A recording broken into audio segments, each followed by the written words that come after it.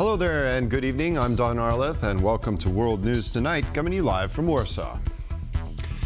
More sanctions on Russia. The EU pushed through its 18th package targeting Russia's energy and financial sectors. The package also puts to rest the possibility of revamping the Nord Stream pipelines. We'll have more on this in just a moment, but first, the latest headlines.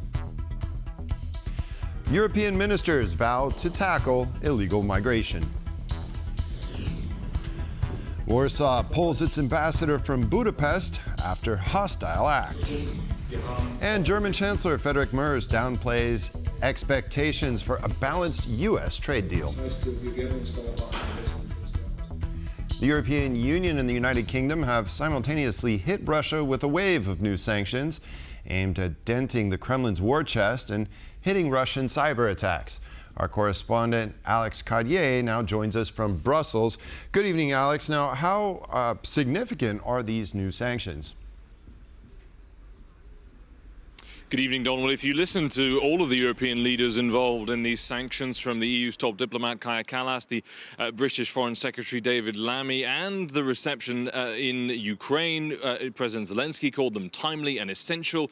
Kaja Kallas said these were the strongest measures taken since the start of Russia's full-scale invasion. So clearly, this is a significant move from the European Union. We will start by breaking down that 18th package of sanctions, 2 months around the negotiating table to get it signed off, with Slovakia dropping its objection after receiving guarantees from the European Commission. So there will be a ban on any use of the Nord Stream pipeline, therefore not allowing those to be restarted and allowing gas from Russia to flow in to the European Union. There is an additional number of ships from Russia's shadow fleet, these old oil tankers that Russia uses to illegally ship oil and get around those sanctions. More Russian banks will be sanctioned, more Russian businesses and some individuals as well. But crucially, that big ticket item, the oil price cap, that which the European countries will not buy oil at a price above. It was at $60 per barrel. They have brought it down to their around $47 per barrel, of course with a mechanism that means that it will go up and down as long as that price stays 15% lower than what Russia sells its oil at. So clearly that is targeting Russia's oil revenues and therefore its ability to fund its military, fund its invasion of Ukraine. But of course that price cap also joined by the United Kingdom, which will align itself with the EU when it comes to the price cap, and has its own round of sanctions against the GRU, Russia's military intelligence, accused of the poisoning of double agent Sergei Skripal in the UK a few years ago, which killed an innocent bystander in the UK. And of course more sanctions from the UK against the GRU and other parts of Russia. This, of course, more pressure from European powers as we await for the end of those 50 days set by Donald Trump to see if the US will join them, Don. Now, some people, Alex, will be looking at this and saying, is that it? What else could the EU really do here in this case? Yeah, it's a very fair question, particularly because you know that the European Union is sitting on more than 200 billion euros worth of frozen Russian assets that's mostly being held here in Belgium at a clearinghouse called Euroclear. Now, there is pressure from Baltic states, from Poland, certainly from Ukraine, for that money to be used in its entirety. At the moment, those frozen assets are generating profits, around 4% interest, and therefore that money, just those profits on top, is being sent to Ukraine to help fund their war effort and reconstruction. There is a desire to take the entirety of the 200+ billion euros to fund Ukrainian weapons, to fund Ukrainian recovery, to help them with the war effort.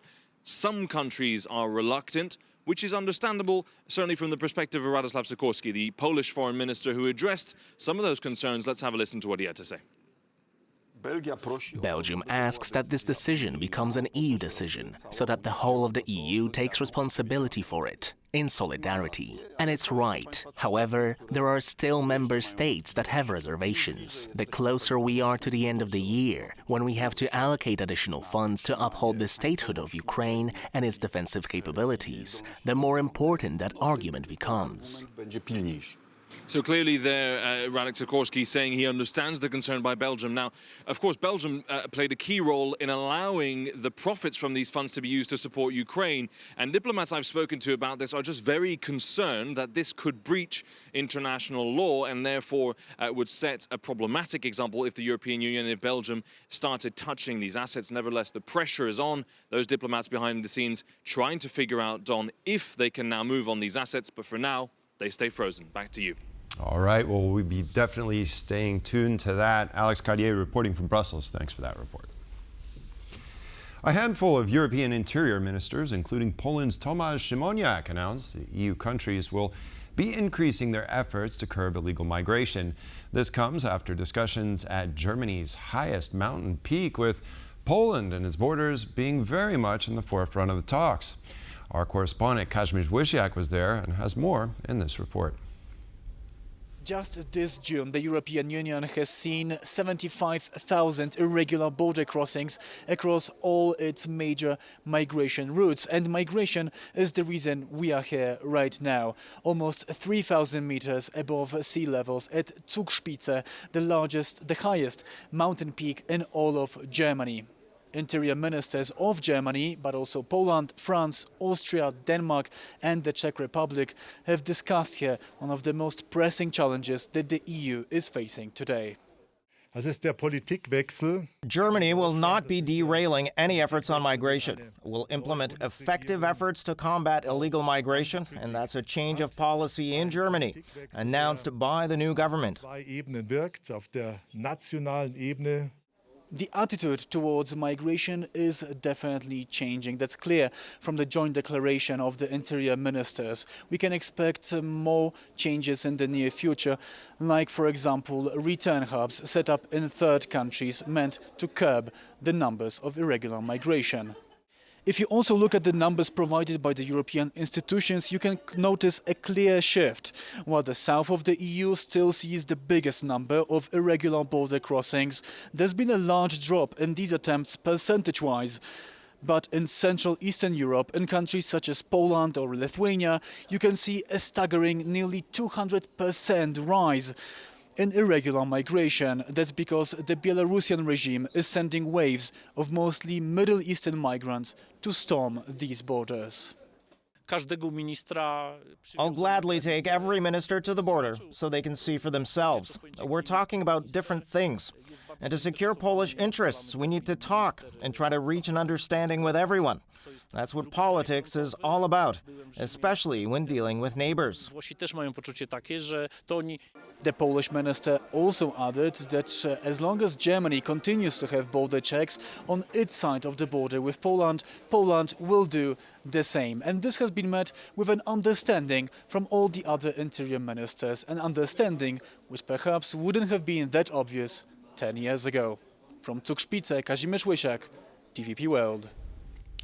German Chancellor Friedrich Merz says Europe can expect a balanced deal on tariffs, and the deadline is looming on August 1st.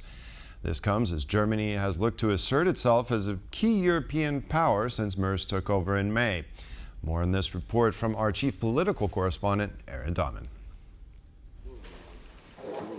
Friedrich Merz sending an honest message to Brussels and Washington on Donald Trump's tariff thunder. It is unrealistic to believe that we will come out with a 0-0 result. The German Chancellor, who is widely regarded as a staunch transatlanticist but has accepted that America is moving away from Europe, revealing his thinking in a press conference before the country's summer break. These tariffs, no matter how high they are when they go into effect, harm us all. Not just us Europeans. I am firmly convinced that they will also harm the American economy in the longer term.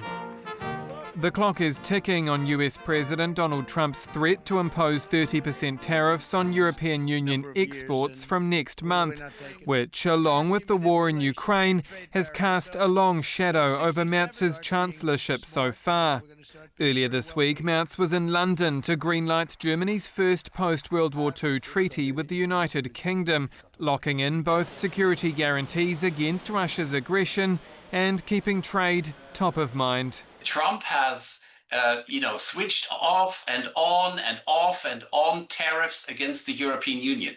Not so against Britain. So he is obviously trying to separate Britain from the continent. Well, this agreement is definitely one part of a whole concerted European effort, British and continental effort, to show that we will not let ourselves be separated. It's also part of a diplomatic charm offensive that Merz has waged over recent months after years of infighting in Berlin under his predecessor Olaf Scholz. Germany is back on the European and international stage. On his first day in office, he visited Paris and Warsaw before navigating an Oval Office sit-down with Trump in early June. The German Chancellor said this very clearly when he came into office. He wants to bring Germany to a more central role in Europe. He believes strongly that although Germany is the largest economy and is going to be the largest defense spender in European comparison, it needs to work closely with neighbors and friends in the European Union. Come Friday afternoon, Merz was welcoming new Romanian President Nicolae Dan to Germany, using a joint media appearance to suggest that Ukraine's EU accession is unlikely to happen before 2034, a departure from European Commission President Ursula von der Leyen's one-time indication that it could happen by the end of the decade if Kyiv continues to reform quickly. A reminder that amid Trump's tariffs and the Kremlin's threats, Europe faces an uncertain road ahead. Thank you. Thank you so much. Aaron Darman, TVP World. Ground-based capabilities coupled with a drive for military-industrial interoperability across the NATO alliance. That's the Eastern Flank Deterrence Line, according to the commander of the U.S. Army Europe and Africa, speaking at the Land Euro Conference in Wiesbaden, Germany. So what is this new approach and what will it do? Our defense correspondent Zuzana Jurek explains in this report. Ground-based capabilities and weapons interoperability. These are the priorities identified by NATO as the alliance rolls out its Eastern Flank Deterrence Line, a bulwark against Russian aggression. The plan was unveiled by the head of the US Army Command in Europe and Africa. This is significant, I think, not just in military sense, for what it announced that it will enable, or it already can do in terms of military preparedness. But I think it is significant also in political sense, because of course we've seen the various questioning of American commitment to Europe. The initiative is being piloted across the Baltic region, improving real-time battlefield coordination and making military platforms more compatible and affordable will be at the forefront of the plan. And as experts point out, interoperability lies at the core of NATO's effectiveness. You would always want your various forces to be interoperable, both in terms of equipment, but also in terms of communication, training and all that. And this is what the alliance is designed for. These things have improved. NATO has, and NATO countries have moved material and people towards the eastern flank. It might not be enough. There might be more needed, but the interoperability is key to the success of the alliance. To that end, NATO will employ a cloud-based battlefield coordination system using Planter's Maven Smart system. The AI platform can rapidly analyze data to support military decision-making. Shared fire control and launcher platforms capable of using munitions from any NATO country and optionally manned systems are also included in the pilot. We know what we have to develop, and the use case that we're using is you have to deter from the ground. The land domain is not becoming less important, it's becoming more important. You can now take down anti-access aerial denial bubbles from the ground. You can now take over sea from the ground. All of those things we are watching happen in Ukraine. According to the announcement, the system could be employed in areas including Kaliningrad, a Russian exclave at the Baltic coastline. The implementation of the pilot program is currently underway. For TVP World, Zuzana Jurek. A diplomatic firestorm has erupted between Poland and Hungary, threatening to fracture ties within the EU and our region. Warsaw has recalled its ambassador in protest after Budapest granted asylum to Marcin Romanowski, a former Polish deputy justice minister accused of alleged misuse of public funds. Romanowski vanished late last year, only to resurface under Hungary's protection of asylum, an act Poland calls hostile. Diana Skaya reports. A diplomatic freeze between Warsaw and Budapest. The reason? Hungary granted asylum to Marcin Romanowski, an ex-Polish deputy justice minister under the previous Law and Justice government, accused of embezzling nearly 40 million euros and belonging to an organized criminal group. He vanished in December, then reappeared and was granted asylum in Budapest. It's a legal process which is going on. Warsaw views it as aiding a fugitive. On Thursday, Poland's foreign ministry spokesperson Paweł Wronski informed that Sebastian Kęcik has ended his tenure as the Polish ambassador to Hungary.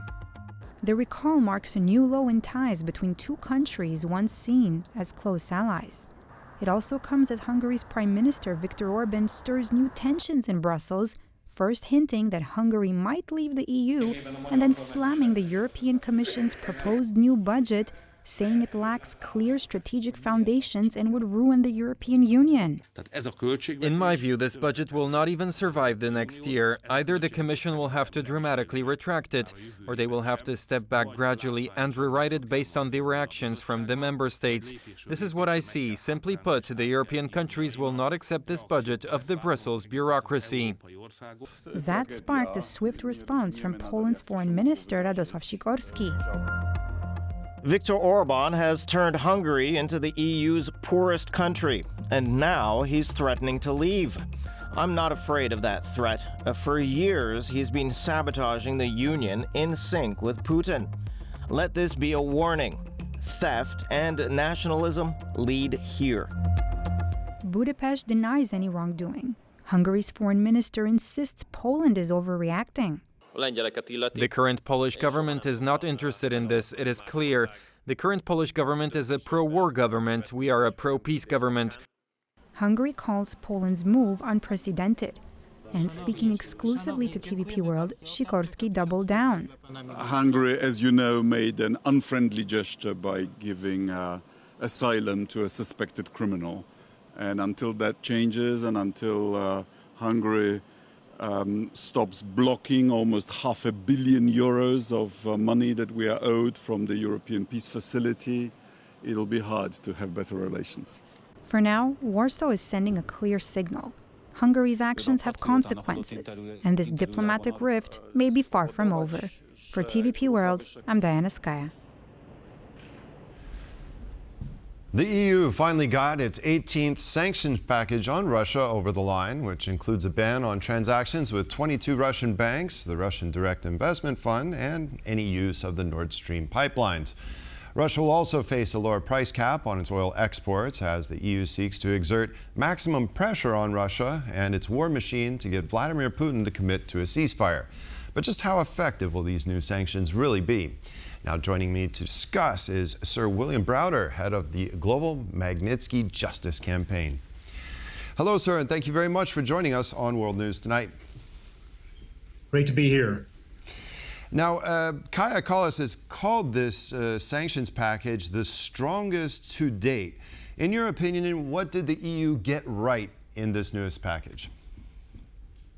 Well, the EU continues to be the leader, I would say, in sanctioning Russia. It used to be the United States, but as the Trump administration has pulled back and sort of shown Putin a lot more friendliness, it's the EU that's leading. And the fact that there's now 18 different sanctions packages from the EU shows just how serious the EU is. I would point out, though, that every aspect of the sanctions policy continues to be sort of incremental and gradual as opposed to devastating and overwhelming. There's one thing that can be done that would put Russia out of business. And to know what that thing is to look at a piece of legislation which is being proposed in the United States, which would basically punish anybody who buys Russian oil. This is the Lindsey Graham proposal. And the idea would be to put a 500% tariff on anybody who buys Russian oil. If that were to ever happen from the United States, or if the EU were to sign on to that, people like India or countries like India and China would not buy Russian oil. If they don't buy Russian oil, Putin doesn't get the money. If he doesn't get the money, he can't afford the war, and he'd be out of business. And so, while I applaud the 18th sanctions package from the EU, if we look at it, does it put Russia out of business? No. It's incremental. It's marginal. It makes life a little bit more difficult for people in Russia and for Putin, but it doesn't put them out of business. Right. And when we look at this oil price cap, it sounds good, but how effective is it really? I mean, Russian oil already sells at a discount, number one, when you compare it to Brent. And, what are the mechanisms that the EU can actually enforce this without the United States, for instance, on board? I know that's something they've been trying to push through in the G7 for a couple months now. Well, the oil price cap is kind of a way of being seen to do something and not actually doing that much, because Russia has figured out how to get around the price cap. They've got this whole shadow fleet of ships that basically allow them to defy the price cap. And I mean, at the end of the day, nobody wants the oil price to go up dramatically, and that would happen if Russia wasn't able to sell its oil. So, but we have this situation where we come up with these sort of half measures, an oil price cap. Russia can continue to sell the oil. They can work their way around this price cap. They get hundreds of billions of dollars a year from the sale of oil. They spend that money on Ukraine. And then we've got to spend the money helping Ukraine defend themselves. And so something's got to give. And I think that ultimately the way to put Russia out of business is to not let them sell their oil at all. And the best way to do that is to punish the buyers of the oil if they buy the oil. There's plenty of countries that buy the oil because it's a good deal. If all of a sudden it became a bad deal to buy the oil, they wouldn't. And so I really do think that all this stuff is just incremental and marginal, and we need to bite the bullet and do something which actually puts these guys out of business. That makes a lot of sense. And Donald Trump has given 50 days. The time is ticking. It should be at about the beginning of September. Now, if the Graham bill goes through and sanctions are placed, secondary sanctions on, say, India and China, I believe Trump is now talking about 100% instead of the 500% that was mentioned in the bill, but let's say 100%. How long do you think that needs to be in place in order to cripple the Kremlin's war machine? Well, if it actually happens, I think it would almost immediately cripple the war machine. Russia doesn't have access to any borrowed money. They can't go and borrow money from the international capital markets. And so the way that they've been able to function is by selling this oil. If all of a sudden the oil became not profitable to buy, nobody would buy it. And so what would happen? I mean, there'll probably be somebody out there who buys it who doesn't do business with the United States, but the price would be dramatically lower, much lower than any lowered price cap. And Russia would basically not have that money. And if they don't have that money, they don't have the money to buy missiles and pay their soldiers and all that kind of stuff. And so how long would it take before they have to come to the table and do a peace negotiation? I think it would be pretty quick. I think that the Russian economy is not in great shape. And if you did that to them, it would really be put Putin in a desperate situation. Very quick. Poland's foreign minister, Radosław Sikorski, among many other voices around the world, have said many times that the EU taxpayers should not foot the bill for Russia's war of aggression and should seize the frozen assets that are in Europe as a way to either help Ukraine pay for its current defense or Ukraine's reconstruction. What do you think the major holdup is here, and what needs to get accomplished in order for these funds, these hundreds of billions of dollars, to be seized and not just frozen and given to Ukraine?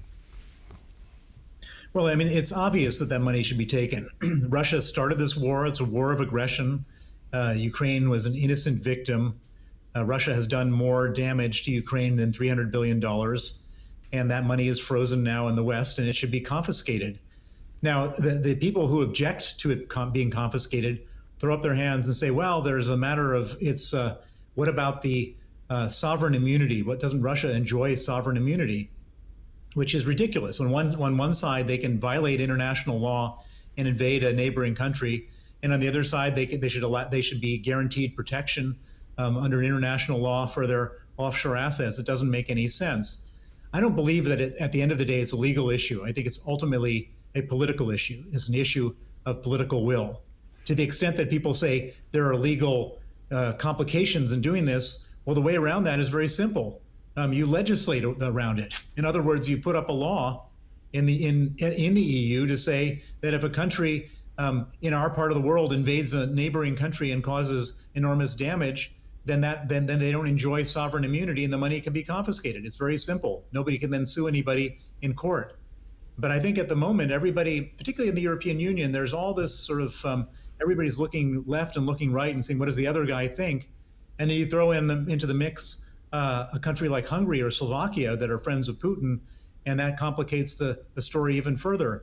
In the end, Mr. Sikorsky is completely right that why should the European taxpayers pay for this stuff before Putin pays for it? And that will be the end result, but we're going to require some more political will from a lot more countries before we get there. So you don't buy the theory that this would open a legal Pandora's box here and would encourage other states to retaliate in similar manners in other instances? This is just a lack of political will. Well, it's not clear what Pandora's box is. I mean, if you create a legislative framework to say that in the very specific circumstances of what's happened here between Russia and Ukraine, that Russia's money is no longer protected, it's very specific. It's a law. If this were to be presented as a law, the law would have been passed, and there you go. I mean, there's a lot of people that think the sky is going to fall if you do this, and that everybody's going to stop investing in Europe. I just don't think that that's the case, because at the end of the day, there's two reserve currencies in the world. There's the US dollar and there's the euro. That's it. And so it's not like the Saudis or other countries are going to be buying Brazilian real to store their money. They'll be continuing to invest in Europe and the United States. That's just how the world works in the world of finance. Now, based on your experience with Vladimir Putin, what advice would you have for the Trump administration? How should Trump deal with Russia? We often hear that, Vladimir Putin only understands the language of force. But based on what we're seeing, this shift that we've seen since the beginning of July, or potential shift, what do you think the next step should be for the Trump administration in dealing with Ukraine and getting Vladimir Putin to a ceasefire?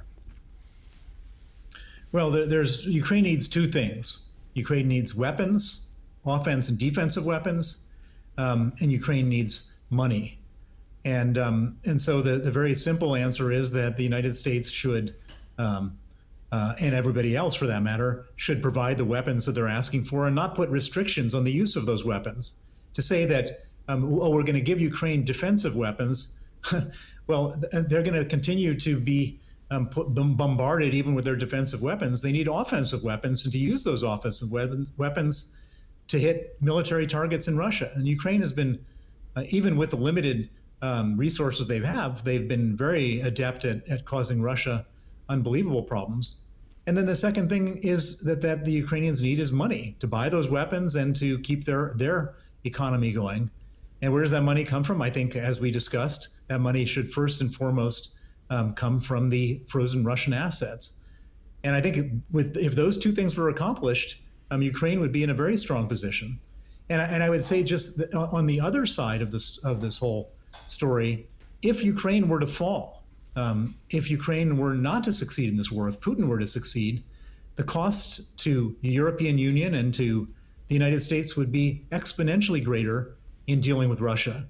And I think people in Poland know this more profoundly than many other places, that we don't want to be at war directly with Russia, but we would be, because Putin's next move would be the Baltics or possibly Poland. And so the Ukrainians are fighting for all of us, not just for themselves. Certainly is a very important time for Ukraine. Hopefully the politicians around the world can make the right decisions. Sir William Browder, head of the Global Magnitsky Justice Campaign, thank you so much for joining us. We appreciate your analysis. Thank you. And that concludes this edition of World News Tonight. Thank you all for watching. Have a great evening, and we'll see you next time. Goodbye.